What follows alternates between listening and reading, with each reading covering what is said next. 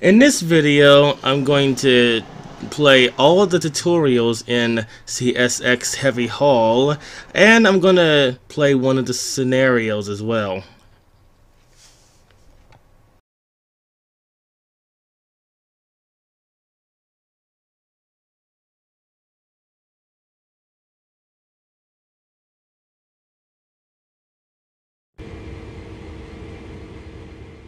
Welcome to Train Sim World.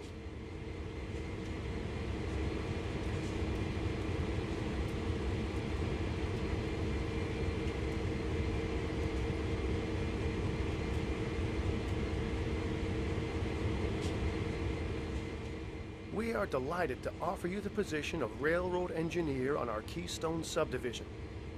Your application was outstanding, and we are excited about what you will bring to the daily operations of Cumberland Terminal. We would like you to commence immediately, and will provide all required training at our Cumberland facility.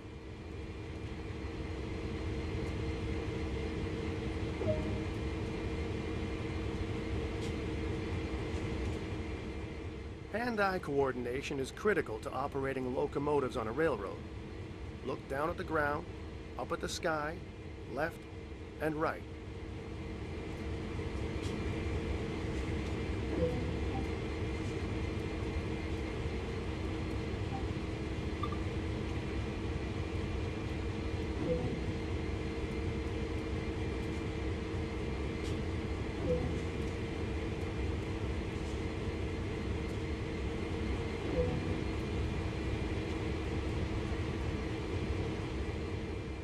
There are many things that are not operated from a locomotive cab, so you'll be on your feet for a fair portion of the time.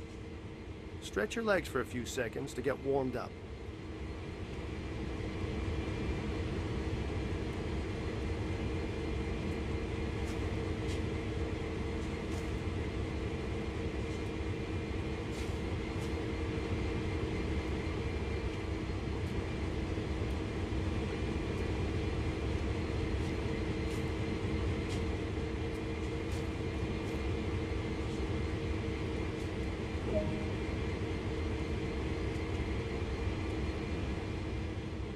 That's the physical portion of your training complete. Head over and climb aboard a locomotive.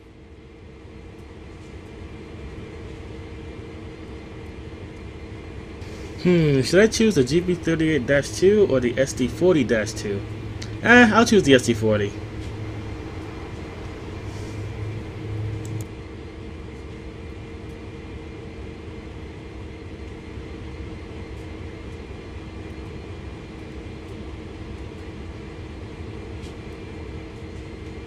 Okay, I know I'm pressing the letter E, but it's not working for some reason. Let's try walking away from it and coming back to it. I'm not sure what's going on. Let's try this again.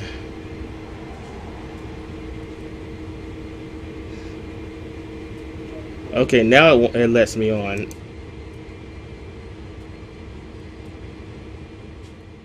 Open the cab door and proceed inside. You know, I'm just realizing that there is no door on the driver's side of the front of this locomotive. All this time I thought there was a door there. Looks like I gotta enter from the conductor's side.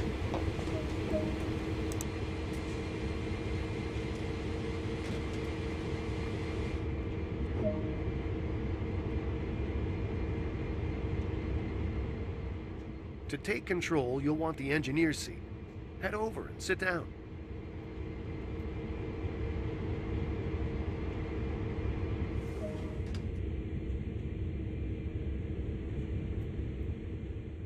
When sat in the engineer's seat of a locomotive, the driving heads-up display will appear in the bottom right corner. This HUD shows key information about the state of the locomotive while you are driving. The dials on the right display brake system pressures. Along the bottom are the direction, throttle, and brake type indicators. Finally, the exclamation mark on the left is the safety warning indicator, known as the alerter. This will illuminate when something requires your attention and must be acknowledged. Yeah, I'm not gonna need any of those. I'm just gonna read the gauges. Safety always comes first on the railroad. So to start with, we need to let those around us know this locomotive is operational. Begin by turning the forward headlights control to bright.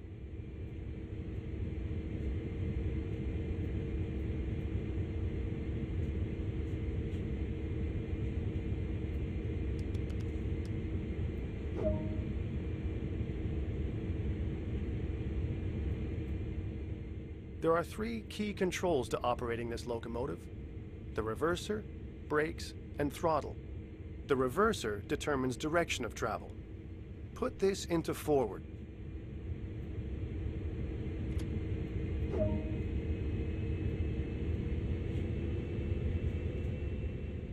To the left is the auto brake, which applies brakes along the entire length of the train. Let's move this to release. Hold on a second, this is just the locomotive, so shouldn't we be using the locomotive brake instead? We're about to move, so make 2 blasts of the horn to alert anyone around. Remember, safety first.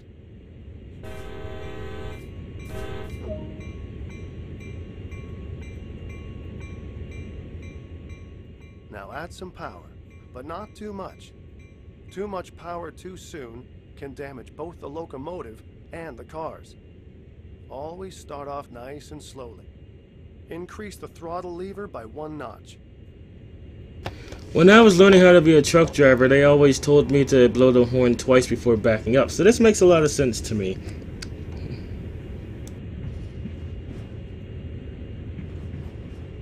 Okay, it's not letting me use the controls, but it's clearly going over the speed limit. I think we have a problem here.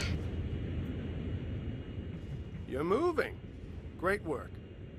To maintain a constant speed, move the throttle back to its idle position.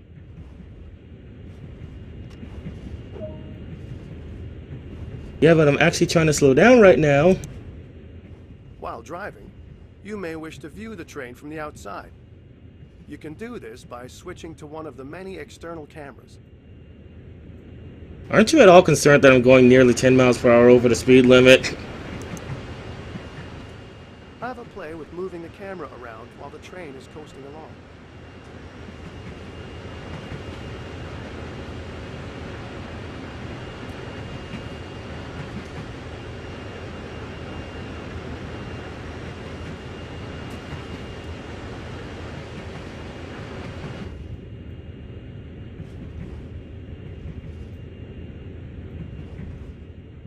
That concludes the basic engineer training on this locomotive. So let's bring it to a stop. Move the auto brake to initial reduction. As with applying power, too much brake pressure applied too quickly can be detrimental to the train and its cargo. But shouldn't I be using the locomotive brake to stop the train since there's only one locomotive and it's not pulling anything?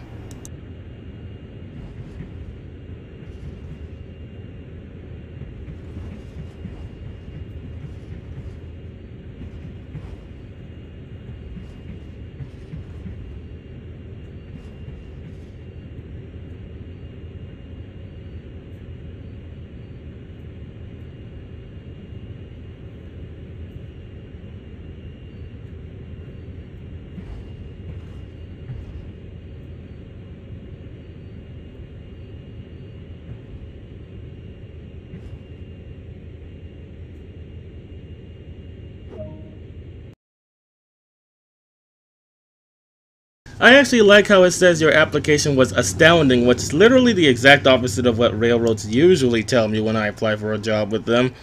Instead, I usually get told that there were other candidates that were better qualified for the position. So it is nice to hear a different opinion every once in a while.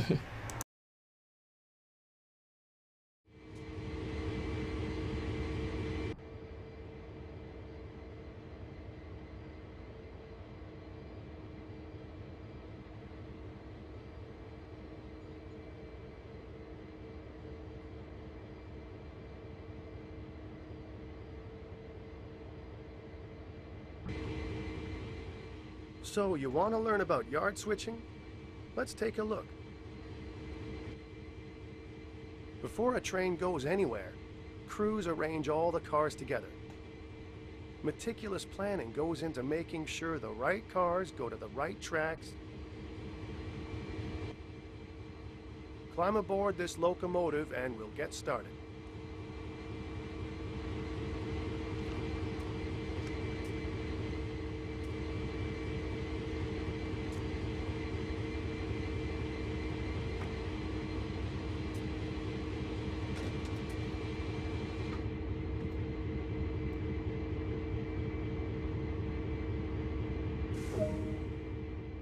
Set the locomotive up and pull towards the cars ahead.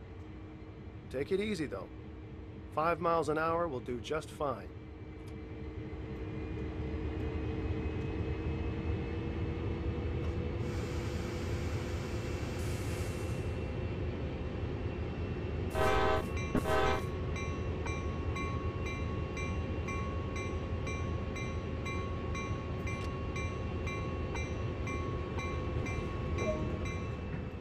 Gently bump into the cars up ahead. The couplers will engage automatically.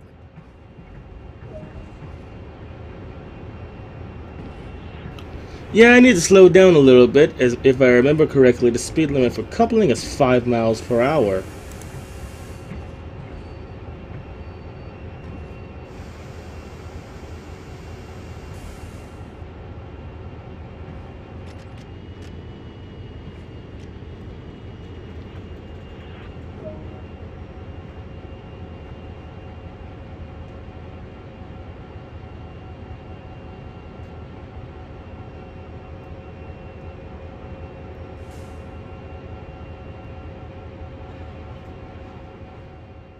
That's it. You got this. Now, haul them back beyond the switch in the track. Shouldn't I release the handbrake on the freight car and attach the air hoses first? I mean, otherwise I'd just be dragging them across the track, which might damage their brake equipment. In the truck, if you try to move it while the brake is applied, you can break the crankshaft in half. So I can imagine moving freight cars around without their handbrake being released could also spell disaster.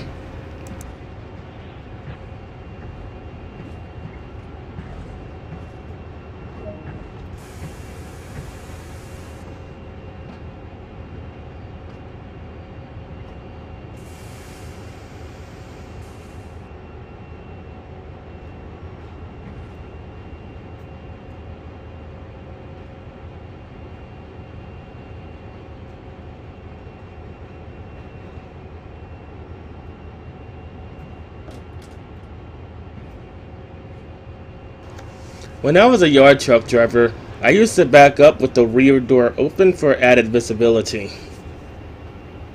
And because it was easier to hear my surroundings.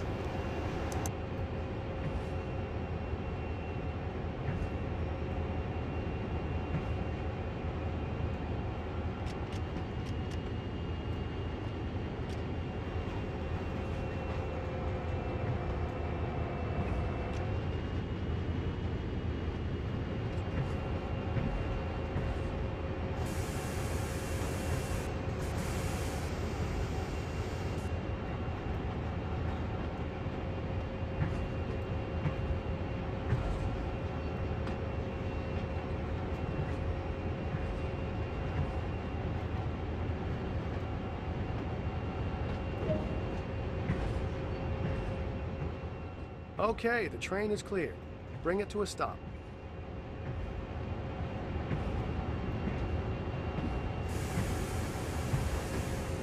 You know, I probably should have counted the amount of cars I was pulling before I started moving, so I would be aware of how far I had to go to clear the switch. To put these cars with the others on the adjacent track, a switch in the track must be changed. Climb down from the locomotive and walk to the switch. By the way, it turns out if you get out of the locomotive from one of the rear doors, it automatically fails the mission. That's why I'm using the front door instead.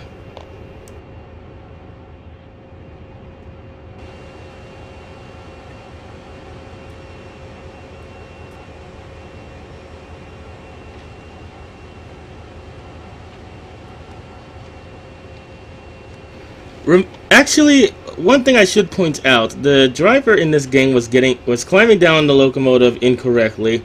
When climbing down from any vehicle, you're supposed to face the vehicle, and you had to have 3 points of contact. At least 3 limbs had to be touching a part of the locomotive at any given time. So the driver was pretty much facing the wrong way, and that's dangerous because you could trip and fall and hurt yourself. Also, always look both ways before walking down the tracks.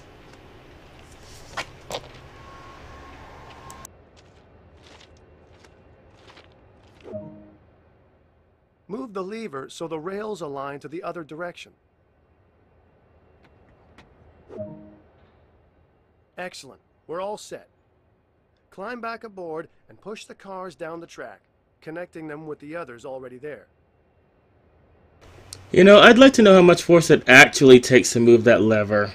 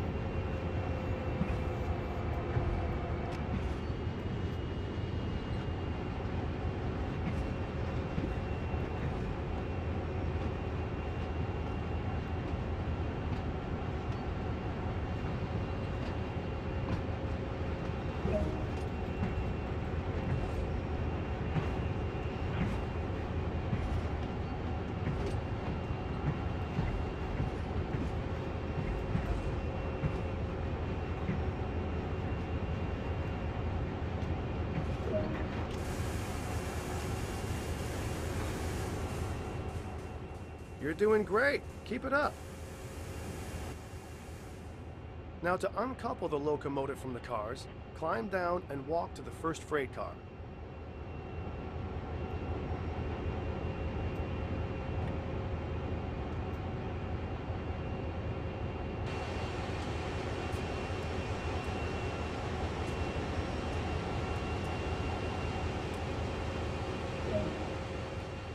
First off, apply the brake wheel on the freight car so they are secured in place.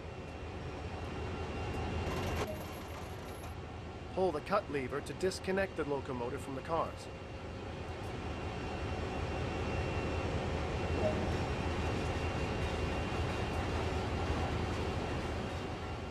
And that's all there is to it.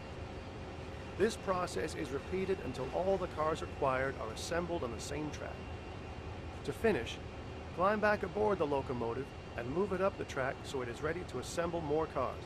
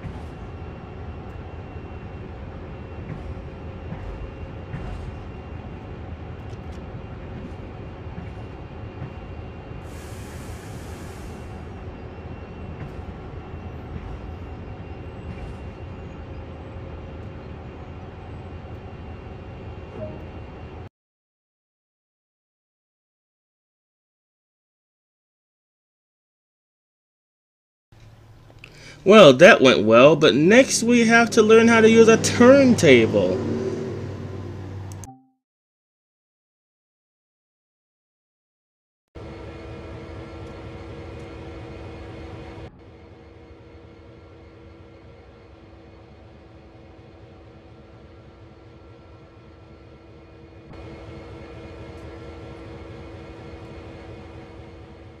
Let's take a look at how to use the turntable. Take a seat inside the control cabin and we'll get started.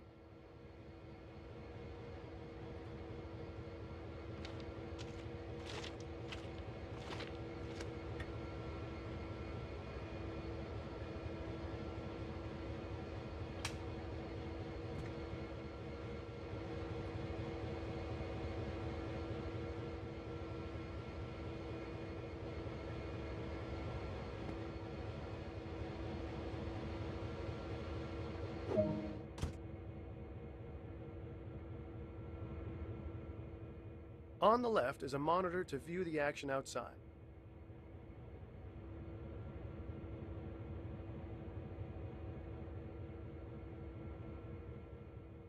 In the middle is the rotation control.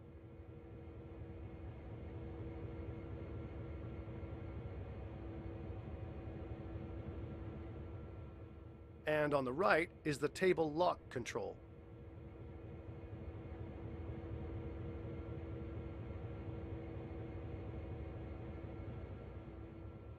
Let's activate the desk by turning the monitor on and unlocking the table.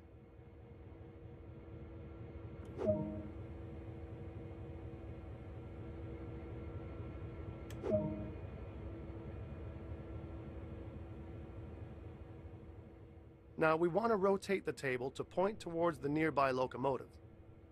Click and drag the rotation control to move the table in the direction you need. Let go of the rotation control as the desired track nears the left side of the monitor.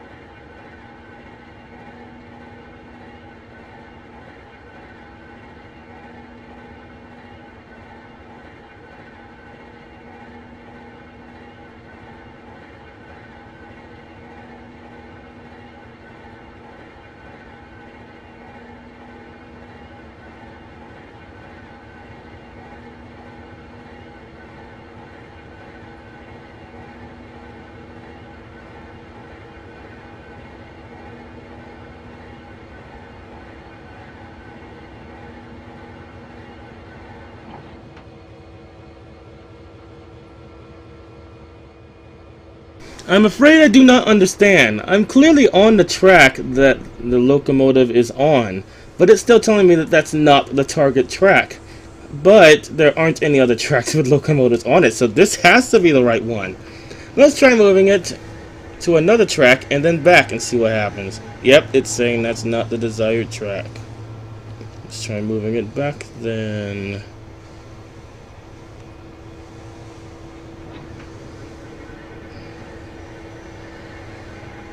It doesn't matter which way the turntable is facing, does it? As long as the track is attached to the one the locomotive is on.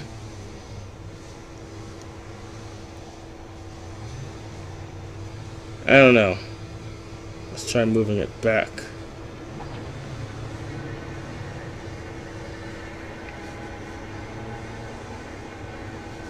Okay, this is the track the locomotive's on, but it's still saying that's not the right track. What's going on?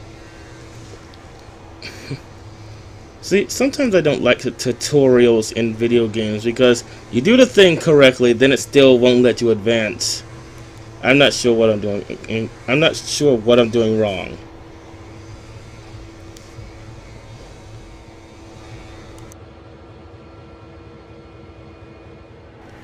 Okay, I'm just gonna move it to every single track. Eventually, one of these tracks has to be the correct one. And when it gets to that one, I'll finally be able to advance. So yeah, I'm just gonna move to one track at a time until it finally says I'm on the right track.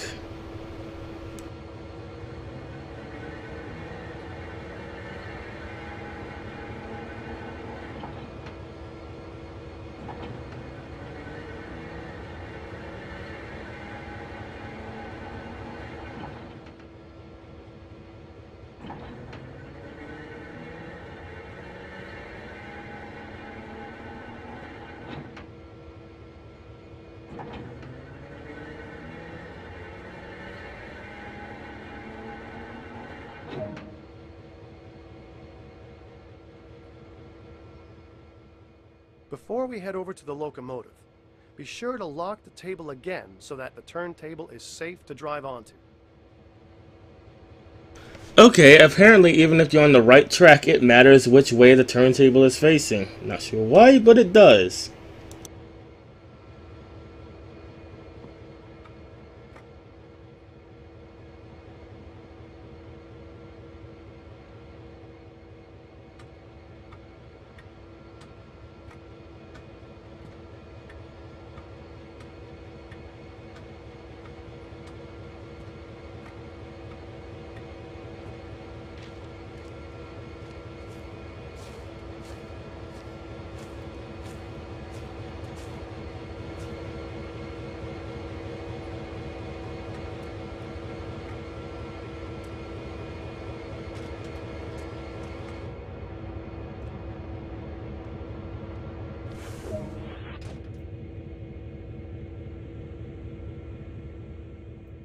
As you drive onto the turntable, take it very slowly so you don't overshoot.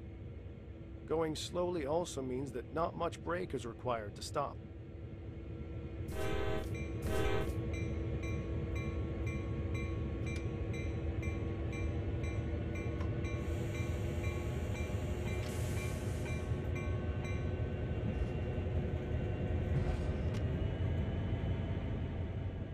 Once stopped, climb down from the locomotive and head back to the control cabin.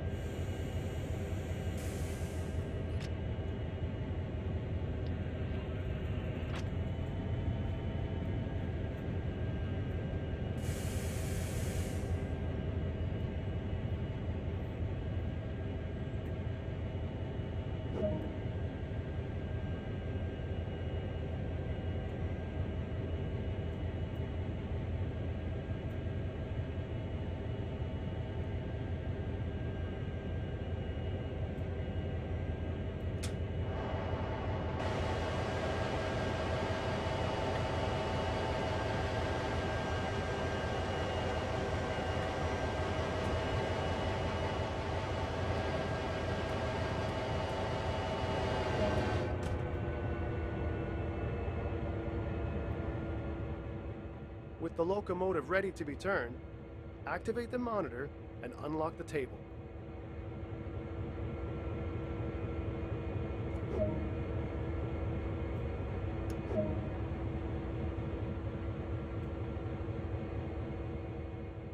Using the rotation control, turn the table and locomotive to the indicated track.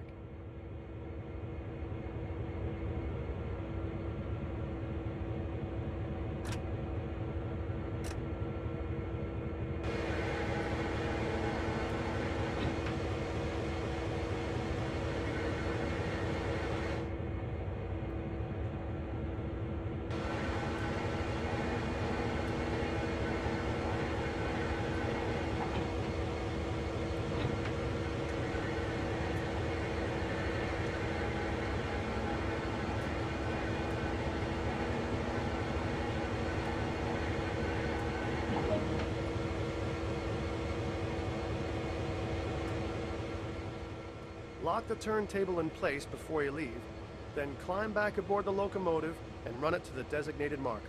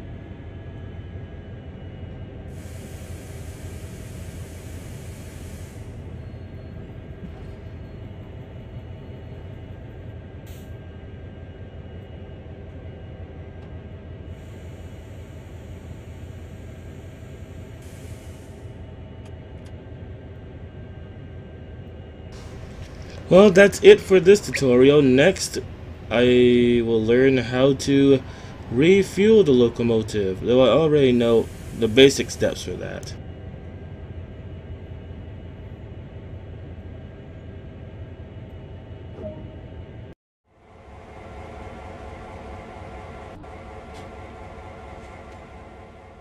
Refueling is an important part of keeping a locomotive running, so let's go over how we do it.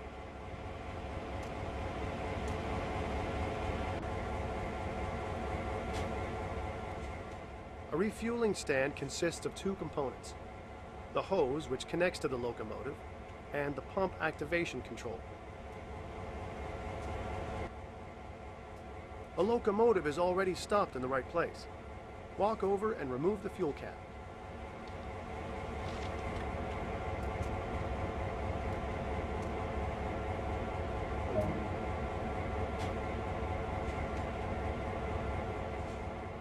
Now, go and pick up the fuel hose.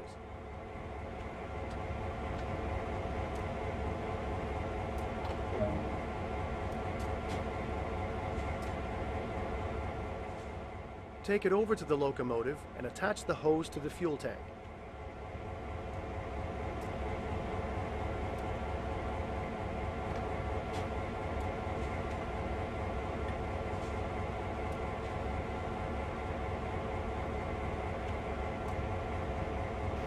I don't understand. I had the fuel pump in my hand, so why did it put the fuel cap back in when I clicked on the fuel tank? And why did it put the fuel pump back where it was? I don't understand. Well, let's try picking it up again, shall we?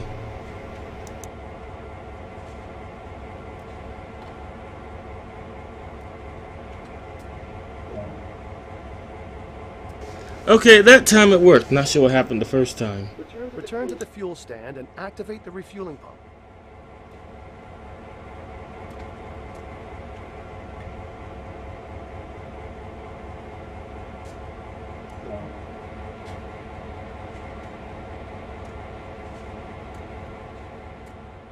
The system will automatically switch off once the tank is full.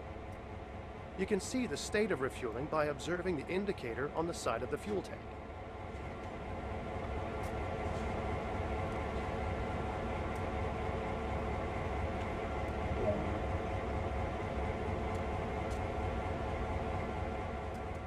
Pick up the hose and put it back on the fuel stand. Then replace the fuel tank cap.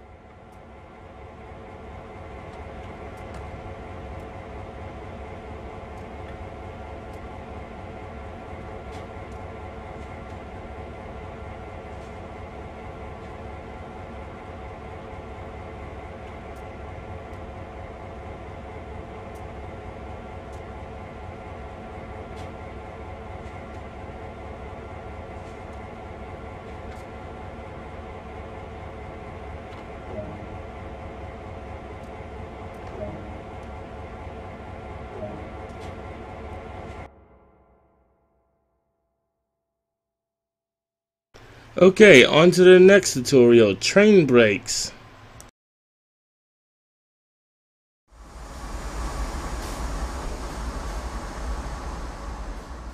This is where you'll learn all about train brakes and how they work.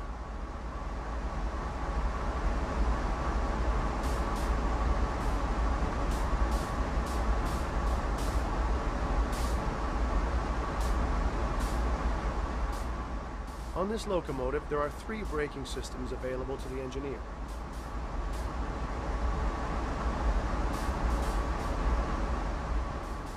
Dynamic,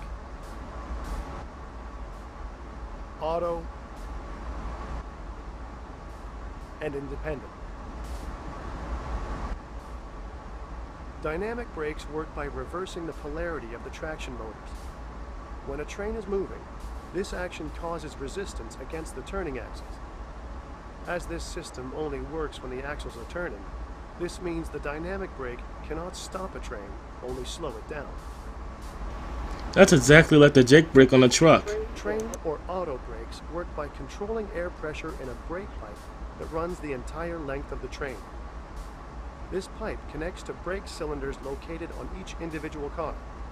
In turn, these cylinders push directly onto the wheels to slow them down. That's pretty much like the service brakes of a truck. Locomotive or independent brakes are similar in operation to the auto brake. However, this brake only affects the locomotive itself, not the entire train. The independent brake is used when switching cars in a yard, or for holding a stopped train on level or low grade.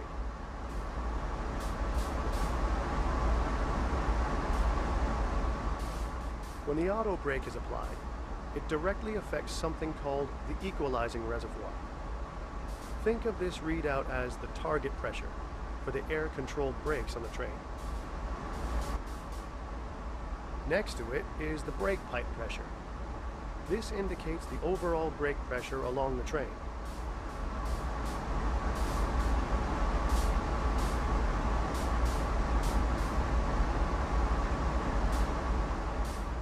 So, as the engineer, you set a desired pressure via the equalizing reservoir, and then the brake system will react to match this target. Perform a brake application on this train of 20 cars to see this process in action.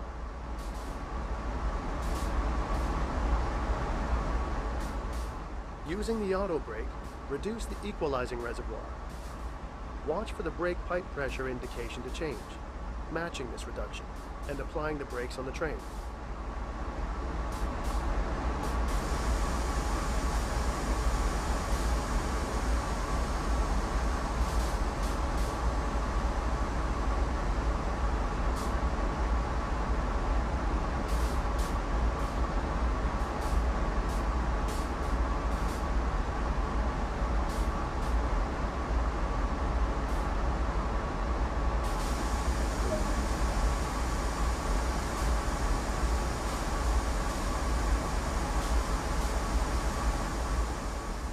Now let's see this same process on a much larger train.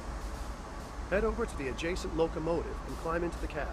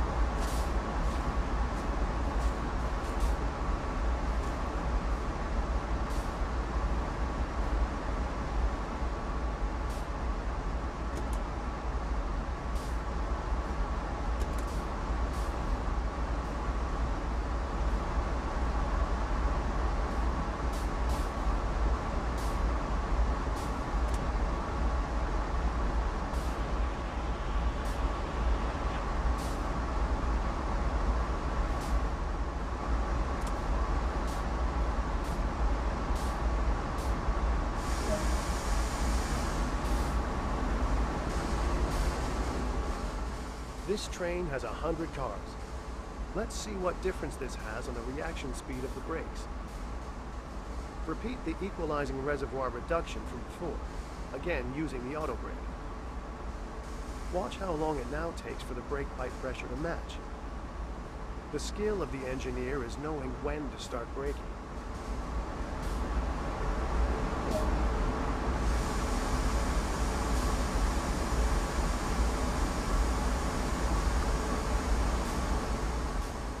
Now that we have seen the brakes applied, let's see how long it takes to release them. Using the auto brake, set the equalizing reservoir back to its previous position.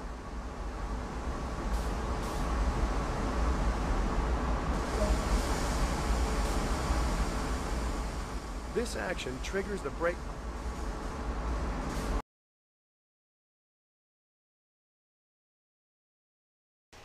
Well, time for the next tutorial, coal loading.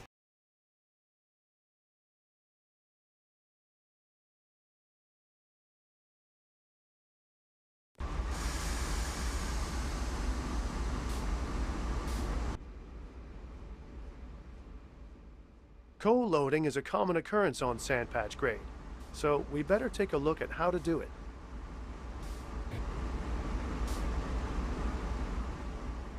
To engage the loading process, the train must be moving at a constant rate and not exceeding the speed limit.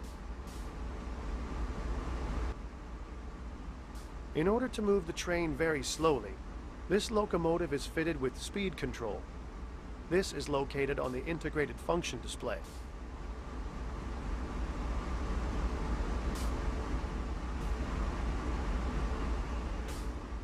We're now ready to move under the coal loader ahead, so get the train moving. As we have set the slow speed control, it does not matter what throttle position is used, the locomotive will only travel at the indicated speed.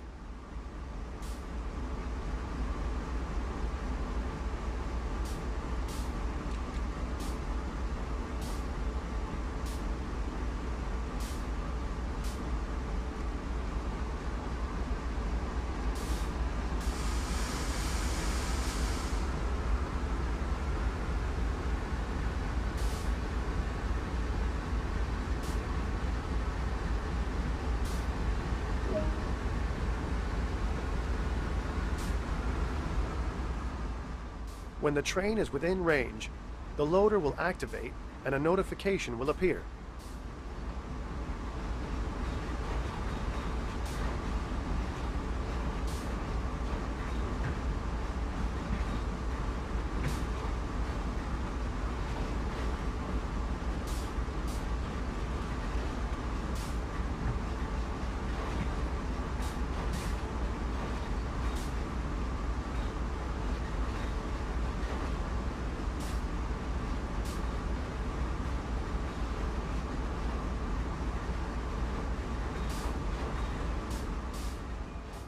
process of loading the cars is completely automated. As each car passes under the chute, the loader will dispense coal until it is full.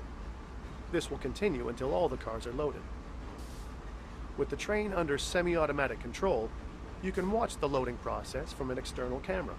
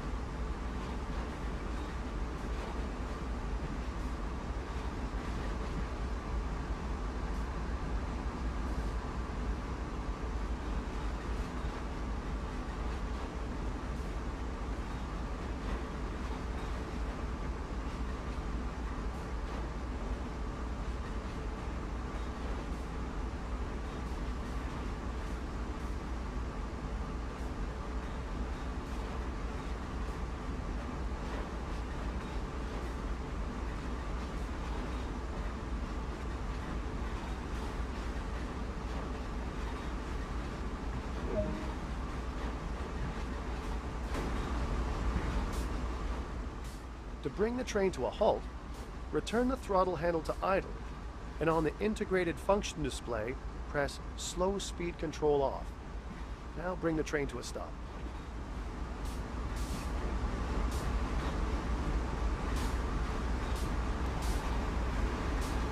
Okay, we're gonna skip ahead to the next scenario because the rest of the tutorials are pretty much the same as what has already been covered so far.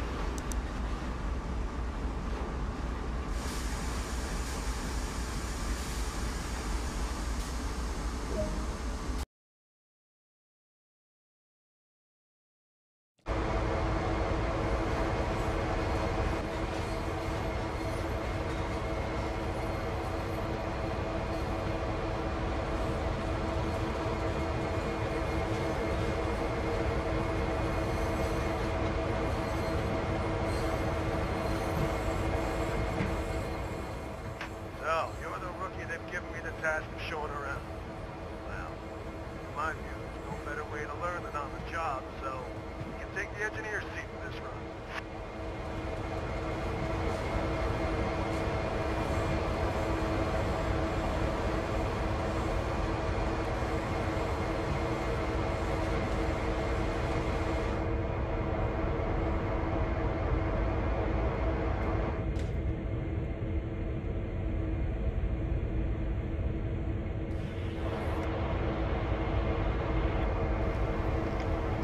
When I was a truck driver, I preferred driving with the windows Before we reach the end of open. the yard, I'll contact the dispatcher for permission to head out to Hyndman. Set the locomotive up and we'll get going when you're ready.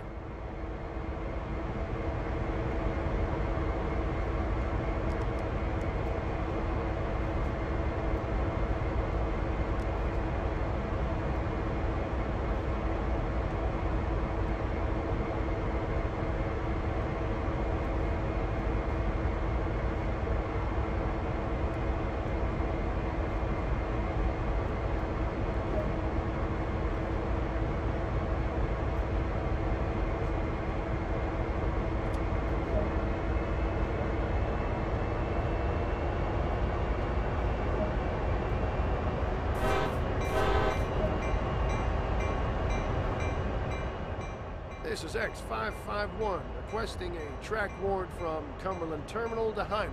Over.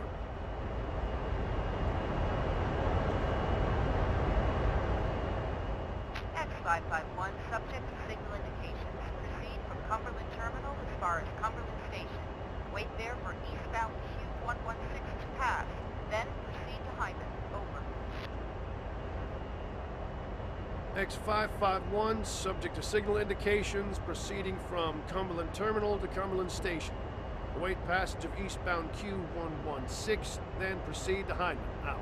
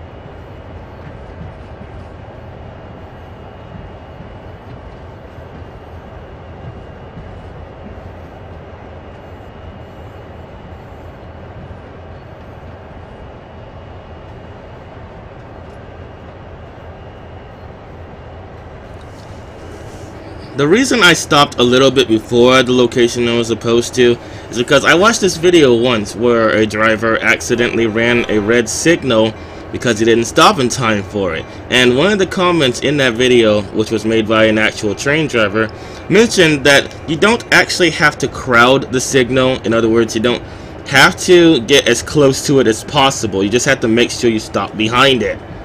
So I'm carefully making sure that that happens.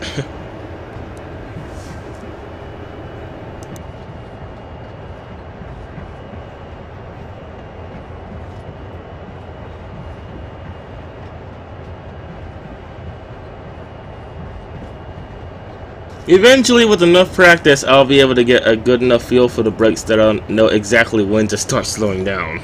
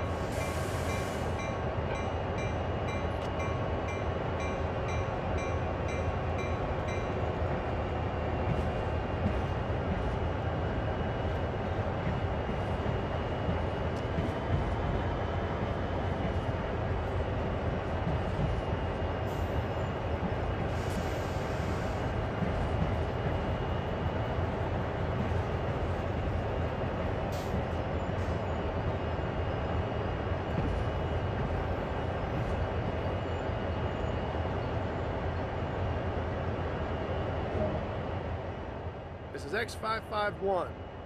We're ready to head to Hindman. Over.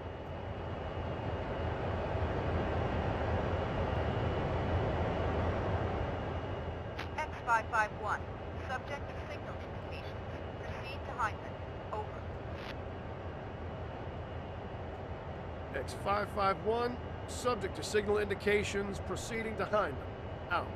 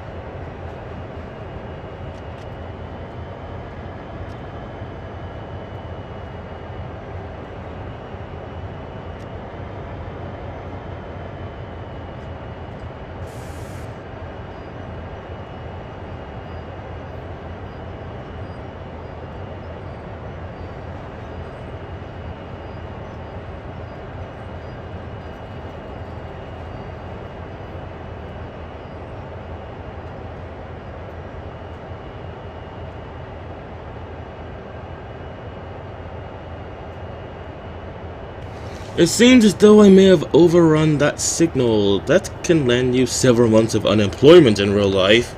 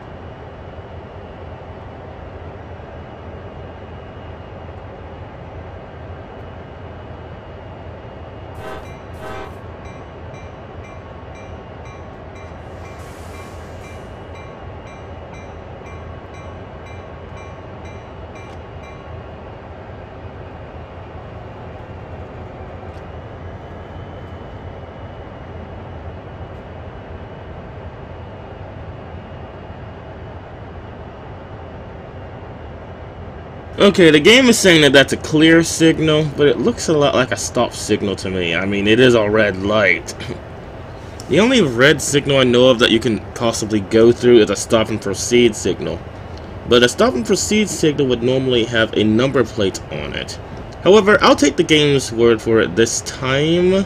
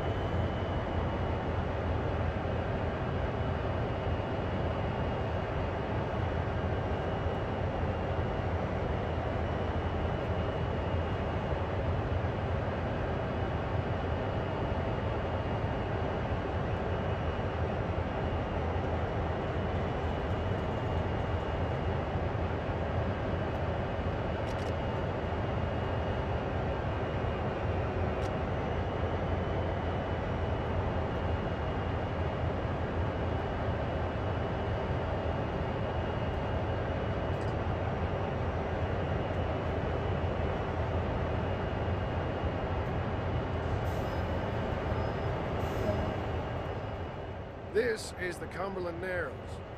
It's crazy that just the Wills Creek carved it out. Lucky for us it did, though. Otherwise, it would have added another 10 miles to the line if we had to go around these hills via Crescenttown. Plenty of floods come through here in the fall. Strong enough to wash away road and rail.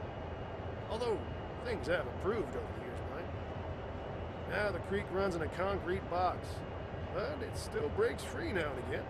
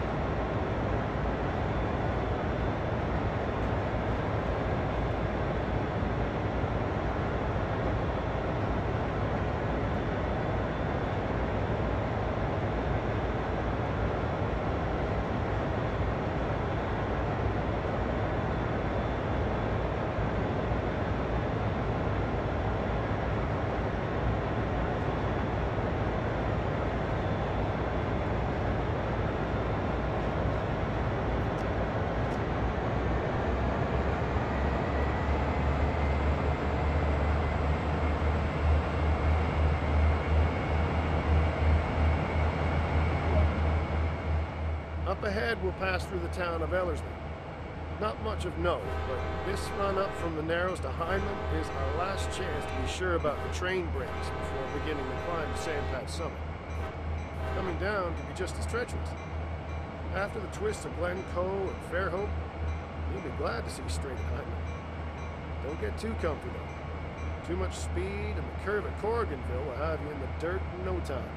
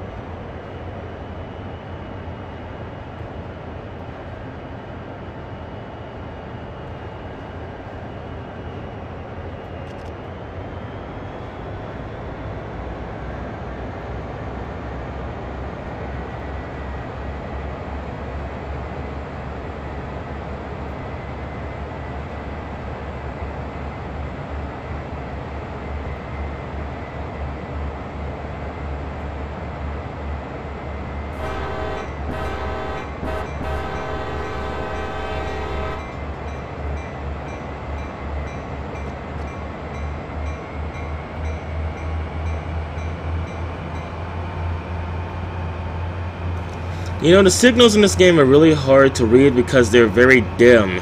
In real life, they're usually a lot brighter than this, even during the day.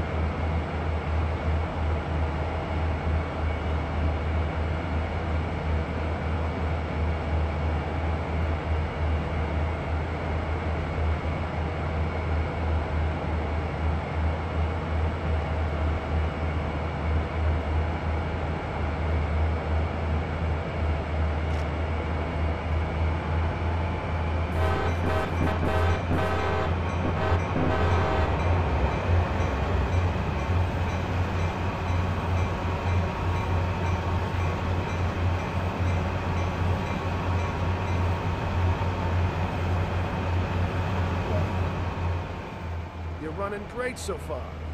Keep it up.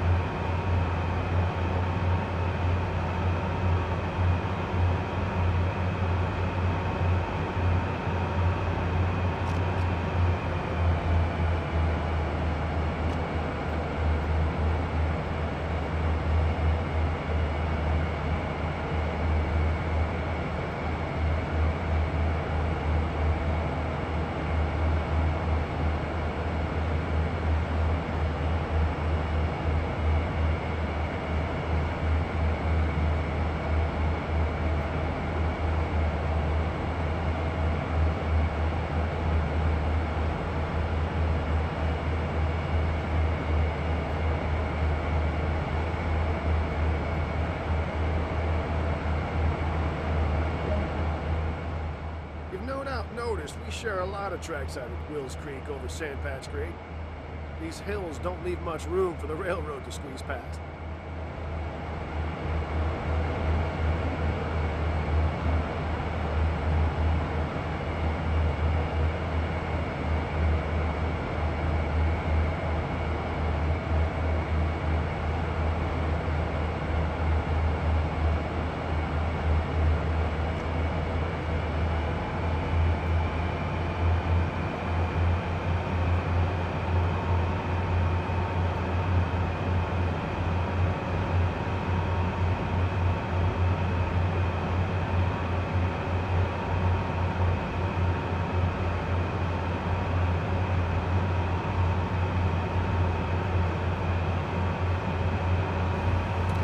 Okay, so the heads-up display says that the next signal we pass is going to be a yellow signal. Now, we just passed a clear signal, and at least on the New Jersey Transit Railroad, if you just pass a clear signal and the next signal is going to have a slower indication, it's usually an approach medium signal. That signal would mean proceed approaching the next signal at medium speed. So I'm going to go ahead and start slowing down because I know this signal is going to want me to be prepared for that.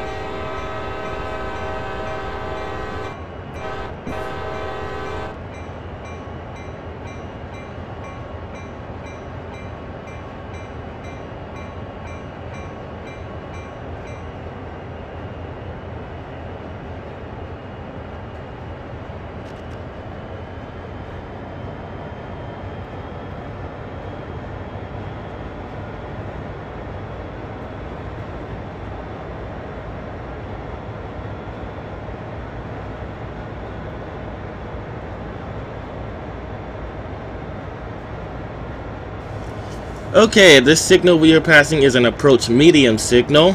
It means the same thing on CSX as it does on the New Jersey Transit Railroad. It means proceed approaching next signal at medium speed. So I should be slowed down to about 30 miles per hour by the time I get to the next signal.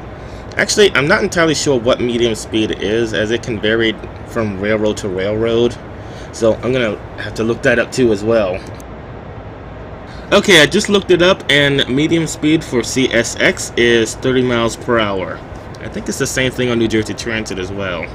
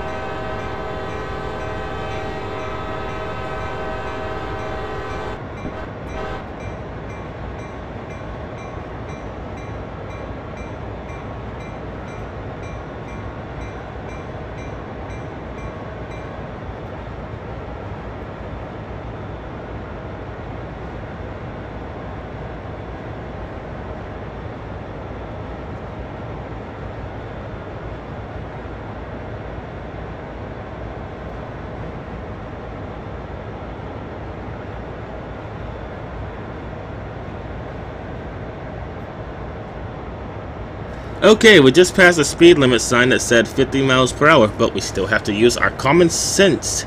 The last signal we passed was an approach medium signal. That means we have to be prepared to slow down to 30 miles per hour by the time we get to the next signal. So that has to be taken into consideration as well.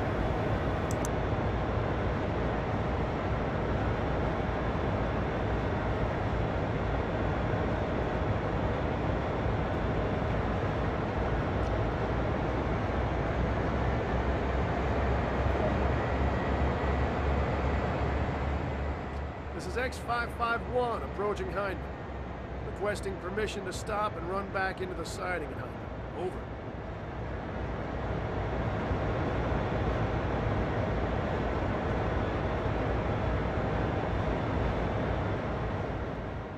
X551, subject to signal indications. Stop and run back into the siding. Over.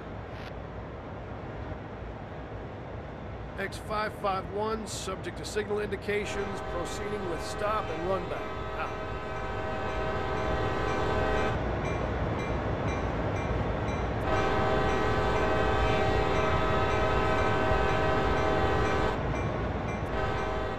We're passing through Hyndman. The siding should appear on the right-hand side shortly. It runs until just outside town. Stop beyond the switch and we'll run back into it and connect to the stop cars.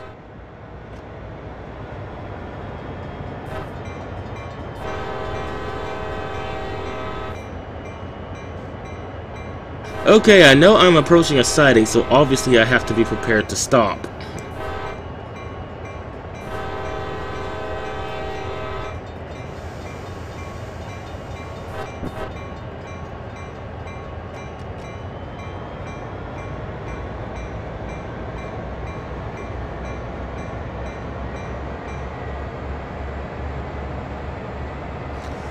Okay, the signal we just passed was an approach signal. That means proceed, prepared to stop at the next signal. Trains exceeding medium speed must begin reduction to medium speed as soon as the locomotive passes the approach signal. Medium speed for the CSX railroad is 30 miles per hour.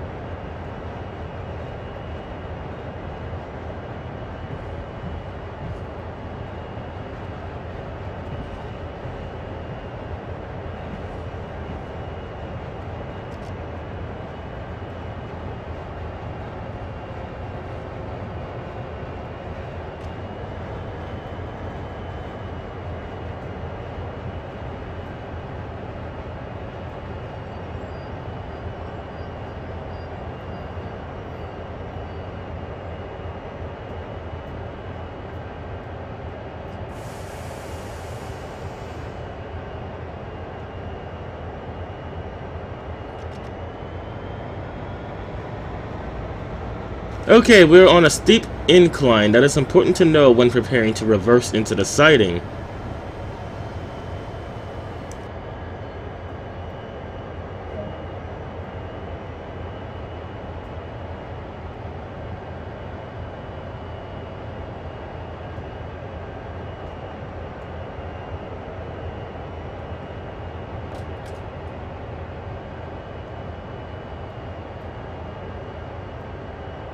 Now, you have a choice between getting out on the left or the right of the locomotive.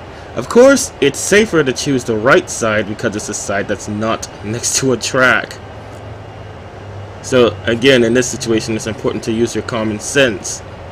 You know, it kind of bothers me how the character in this game climbs out of the locomotive because it's not safe. When climbing from a locomotive, you have to face the locomotive and you have to have 3 points of contact on the handhold and the stairs while climbing down from it, but he just slides down the ladder back first.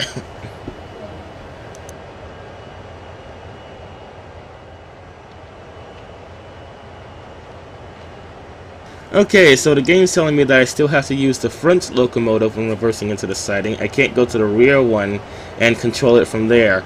Not quite sure why that is. So, if you're a train driver, I'd like you to explain that to me because that's something that I'd like to know.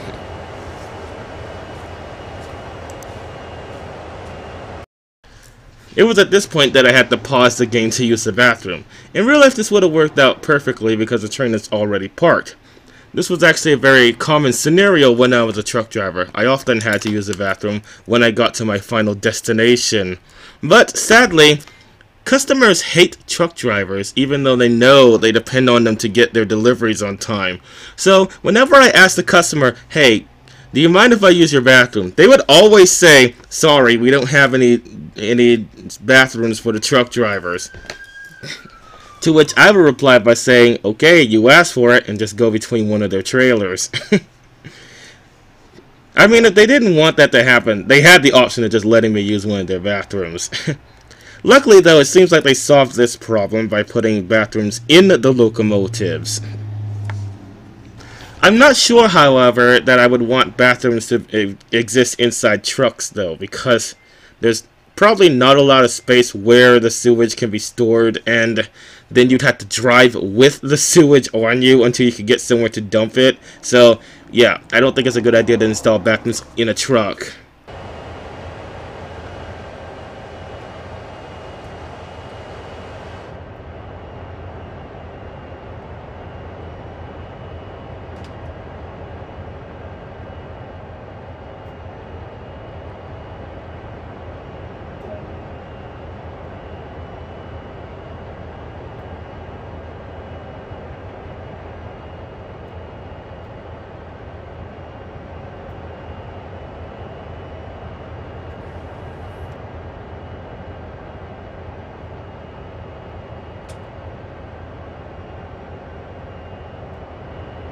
When I was a yard truck driver, I always backed up with my windows open as well as the rear door because it made it easier to hear your surroundings.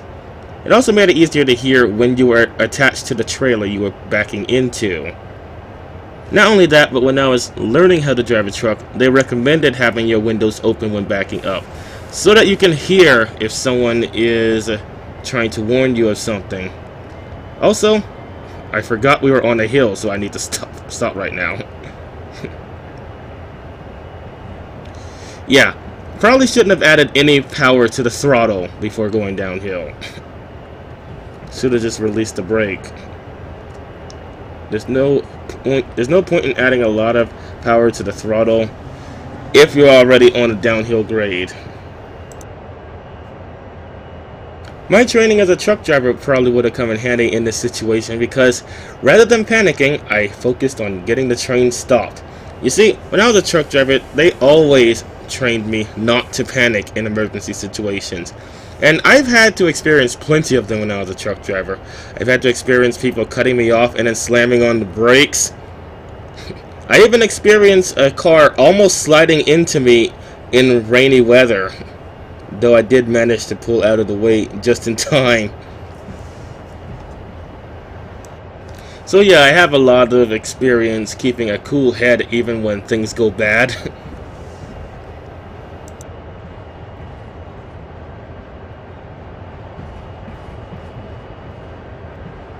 Okay, right now we're just cruising down the hill at a leisurely pace. I didn't add any power to the throttle this time. I learned from my previous mistake. We're just coasting down the hill with the brakes released. I'm not really sure if it's okay to do that in a train, because when I was a truck driver, they actually told me that you're supposed to be in a gear even when going downhill, because the engine helps prevent you from going too fast. However, earlier the engine was helping me go too fast, so I'm thinking in this situation it'll be better to have the throttle off.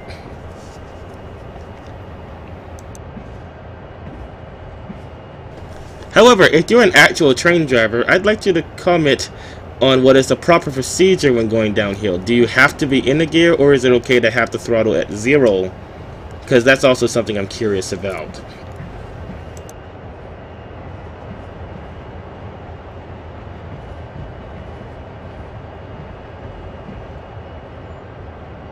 Yeah, I'm not too sure about coasting down the hill and riding the brakes, because that's something that is highly frowned upon in the trucking industry.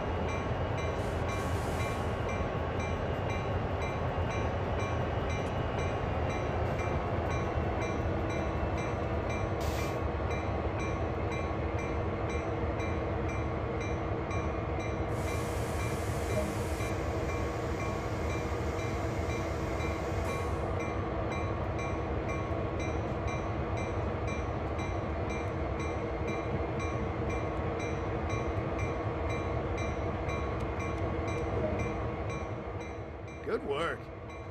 Before heading back, let's grab a bite to eat with the repair crew. That's them by the pickup truck. You know, I will give this game a lot of extra points if you can actually literally go to a restaurant and order something to eat. That would be cool. But kind of pointless, because you won't be able to physically eat it. Oh, it seems as though I have left the bell ringing. I need to go back and turn that off. The bell is powered by the air system, so it's probably not a good idea to have it ringing continuously if you're not using it.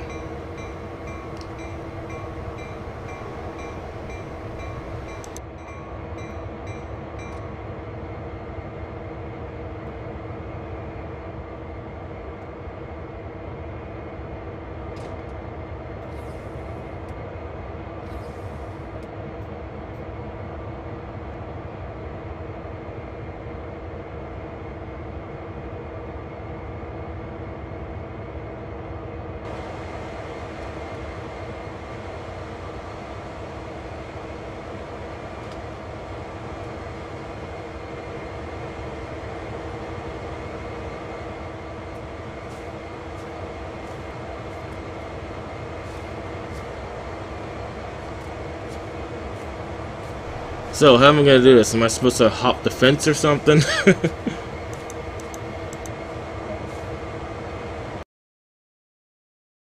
Oh, it just ends right there. I guess I'm not gonna physically eat a burger or whatever.